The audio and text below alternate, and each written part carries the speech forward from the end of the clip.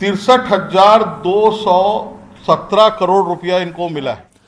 और बिलासपुर में आम आदमी के सांसद संदीप पाठक का कार्यकर्ताओं ने स्वागत किया। संदीप पाठक का कहना था कि 2023 में आम आदमी पार्टी पूरे 90 विधानसभा सीटों पर चुनाव लड़ेगी।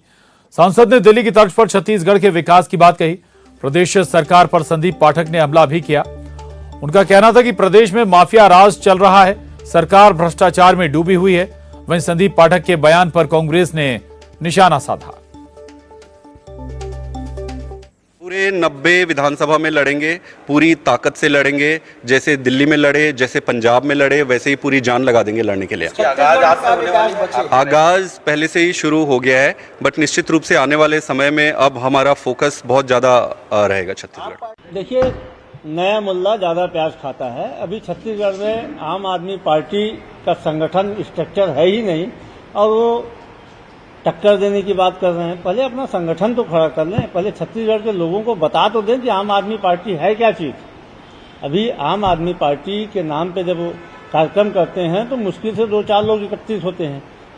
छत्तीसगढ़ की तासीर यहाँ तीसरे दल को पसंद ही नहीं करती। यहाँ पे सिर्फ दो दल हैं, कांग्रेस और भारतीय जनता पार्टी। तो आम आदमी पार्टी के सांसद, राज्यसभा सांसद संदीप पाठक छत्तीसगढ़ पहुंचे और यहां उन्होंने सरकार पर कई गंभीर आरोप भी लगाए और यह भी कहा कि आगामी विधानसभा चुनाव में सभी 90 विधानसभा सीटों पर चुनाव लड़ेगी आम आदमी पार्टी, और उसी तरह से लड़ेगी जैसे कि दिल्ली में लड़ा है चुनाव, जैसे कि पंजाब में चुनाव लड़ा है आम आदमी पार्टी ने।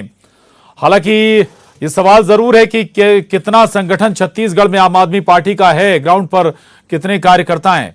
और ममता लांजेवार हमारे साथ जुड़ी हैं। ममता, ये वाकई में अपने आप में सवाल है कि केवल दावे कर देने से बात नहीं बनती है।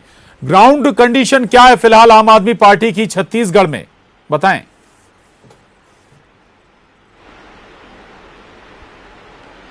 देखिए, अगर हम बात करें तो जो पिछला विधानसभा चुनाव था उसमें तो रिजल्ट जो है एक तरह से कहें कि आम आदमी पार्टी का किस तरीके का रहा सभी जानते हैं। और मुख्य रूप से मुकाबला जो है वो बीजेपी कांग्रेस का रहा है और तीसरे नंबर पर जोगी कांग्रेस रही है। लेकिन ये जरूर है कि पिछले आपका ऐसा दावा है कि पिछले 1 साल में जो पार्टी ने ऐसी जगहों पे अपनी जड़ें मजबूत की है जहां पर ऐसा लगता है कि कांग्रेस और बीजेपी लगातार कमजोर रही है। और खासतौर पर पंजाब में जब आपने शानदार रिजल्ट दिया उसके बाद में छत्तीसगढ़ में भी इस बात को लेकर बातें उठने लगी। और खासतौर पर अगर हम बात करें तो आम आदमी के जो पार्टी के जो कार्यकर्ता थे वो फिर से संगठित होने लगे। एक तरह से पार्टी बिखर गई थी यहाँ पर अगर हम बात करें तो फिर से एक तरह से संगठित होने के लिए प्रयास कर रहे हैं। और खासतौर पर अगर हम बात करें तो जब ये बात आ रही थी कि संदीप पाठक जो है वो छत्तीसगढ़ की कमान संभाल सकते हैं, कमान संभाल सकते हैं यहाँ पर आम आदमी पार्टी को लेकर, खासतौर पर जब उन्हें पंजाब को लेकर चाणक्य कहा जाता है। चूंकि मूल रूप से वो लोरमी से ही है, छत्तीसगढ़ से ही है और अब एक तरह से कहें कि काफी हाई प्रोफाइल जो है वो उनका वो नाम हो चुका है उनका, जब पंजाब में आपने जीत हासिल की है। तो ऐसे में जब संदीप पाठक यहाँ पर आए तो कहीं ना कहीं ये जरूर है कि सुर्खियां तो उन्होंने बटोरी हैं। और उसके साथ ही उन्होंने जब ये बयान दिया है तो इस बात को लेकर, हालांकि कांग्रेस का जिस तरह से बयान आया है अभी की नया मुल्ला ज्यादा प्याज खाता है और ये पहले पार्टी को स्थापित करने की जरूरत है, लेकिन ये जरूर है कि जिस तरीके का किसी भी पार्टी को। ठीक है, महत्वपूर्ण बात आपने बताई ममता। लौट रहा हूं आपके पास। घनश्याम राजू तिवारी जी हमारे साथ कांग्रेस से जुड़े हैं। घनश्याम राजू तिवारी जी, बीजेपी नहीं, अब एक नया प्रतिद्वंदी तैयार हो रहा है छत्तीसगढ़ में आपका।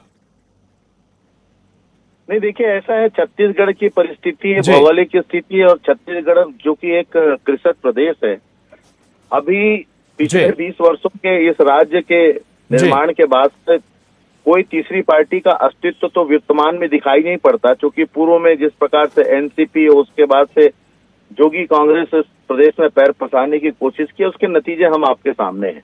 लेकिन प्रशांत जी, एक बड़ी बात मैं जरूर कहना चाहूंगा, जहां जहां भारतीय जनता पार्टी कमजोर दिखाई पड़ती है जिन राज्यों में, वहां किसी न किसी रूप में भारतीय जनता पार्टी अपने पीछे के उन दलों को आगे करके अपना एक विकल्प चुनने का जो प्रयास करती, जो अब तक के परिस्थितियों में दिख रहा है। तो कहीं ना कहीं दिख रहा है कि फिर से भारतीय जनता पार्टी उस कुचक्रों के साथ एक दूसरे दल को आगे करके कहीं ना कहीं अपनी राजनीतिक रोटी सेकने में लगी है। जिस प्रकार के वर्तमान के परिदृश्य गुजरात के आने वाले दिल्ली में जब पहली बार आम आदमी पार्टी के साथ आपने मिलकर सरकार बनाई थी, ठीक है, ऐसे कई उदाहरण है, खैर मैं उन पर नहीं जाऊंगा। हमने ठीक है, बाहर से समर्थन किया था, हमने सरकार नहीं बनाई, करेक्ट कर दूं आपको।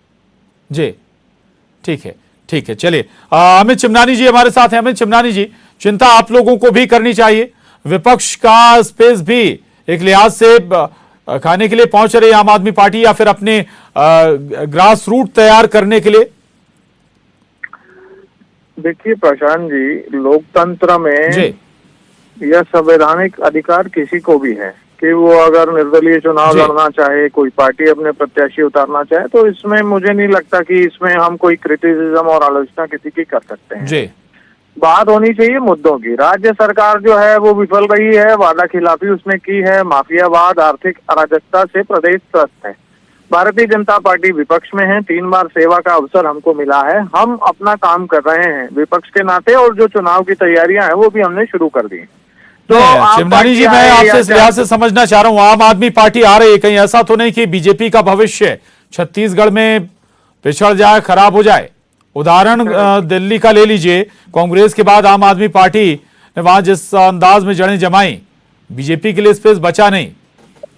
नहीं, देखिए दिल्ली में पिछले कई समय से सरकार बीजेपी की बनी नहीं, पहले कांग्रेस की सरकार थी वहाँ, और फिर उसके बाद आप पार्टी आ गई। यहाँ पर तो हमने तीन टर्म पे छत्तीसगढ़ का नाम विश्व पटल पर अंकित किया है, बहुत विकास का काम किया है। आज भी जनता उस विकास के कार्यों की चर्चा करती है। ठीक है। तो भारतीय जनता पार्टी का विकल्प आप बने, ये एक असंभव सी चीज है, और आप पार्टी को रिप्लेस कर देगी बीजेपी को, ये कहना मतलब कहीं से तर्कसंगत नहीं दिखाई पड़ता है ये। चलिए ठीक है, ठीक है, चलिए शुक्रिया अमित चिमनानी जी, न्यूज़ 18 से बात करने के लिए। घनश्याम राजू तिवारी जी, आपका भी धन्यवाद। ममता हमारे साथ